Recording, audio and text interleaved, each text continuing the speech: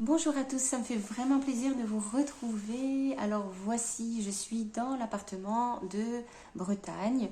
Je vais bientôt partir et je vous raconte ça maintenant. Où est-ce que je vais? Qu'est-ce que je vais faire?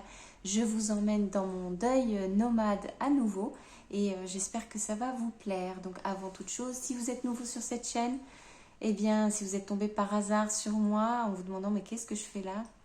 Vous êtes les bienvenus, ça me fait vraiment plaisir de vous accueillir. Je vous laisse regarder sur la chaîne les vidéos que j'ai déjà postées. Je parle du deuil, je parle de ma façon de vivre le deuil de ma sœur jumelle qui est morte il y a 3 mois. Elle est morte du cancer, je vous parle de tout ça, de toutes ces questions de gémellité, de deuil, de souffrance, de maladie, de guérison, et puis de comment faire maintenant pour survivre. Voilà, alors si ce n'est pas déjà fait, abonnez-vous, venez rejoindre notre petit cercle intime d'abonnés et mettez un pouce sur cette vidéo si ça vous est possible, ça m'encourage moi à continuer à vous raconter tout cela. Alors voilà, je fais suite à la vidéo que j'avais faite ce matin sur mon arrivée dans cet appartement en Bretagne. Je vous laisse regarder ça hein, pour savoir comment ça s'est passé pour moi. Je profite d'avoir encore un peu de temps pour vous enregistrer cette vidéo. Donc je m'en vais dans pas longtemps. Je ne pourrai pas rester plus longtemps dans cet appartement. Comme je vous l'ai expliqué, c'est trop difficile pour moi de vivre là. Donc j'ai décidé de m'engager dans un autre programme. Donc j'avais passé 3 semaines et demie dans un centre de bouddhisme tibétain. À présent, je vais partir dans un ashram de yoga.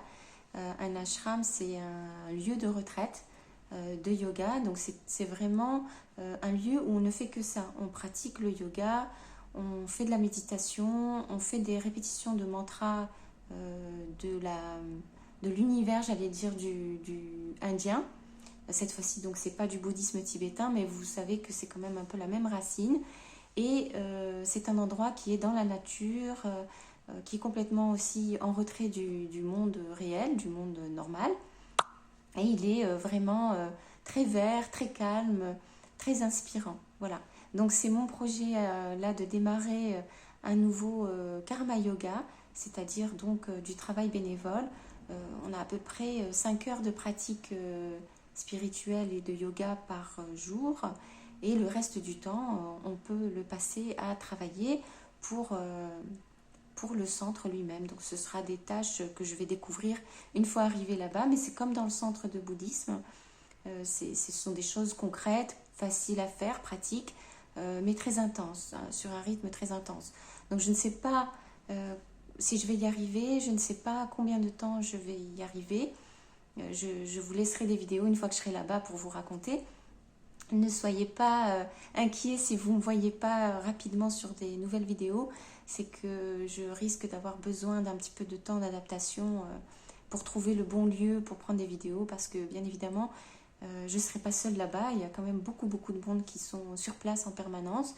Et même si l'endroit est très très grand, il faut quand même que je trouve un lieu tranquille pour enregistrer ces vidéos. Il y a de fortes chances pour que ce soit encore en extérieur. Donc je vous laisse me dire si ça vous convient malgré les petites rafales de vent qu'on entend parfois. Mais en même temps, ça vous permet aussi de ressentir l'énergie du lieu. Bon, je ne sais pas. Si c'est vraiment dérangeant, vous me le direz. Et puis, voilà, je suis très très contente d'avoir pris cette décision parce que ça fait déjà, vous le savez, plus d'une dizaine d'années que je pratique le yoga. Je suis moi-même prof de yoga. Et j'avais besoin un peu de ce coup de pouce de la vie pour pouvoir retourner là-bas et j'allais dire me réimprégner à la source.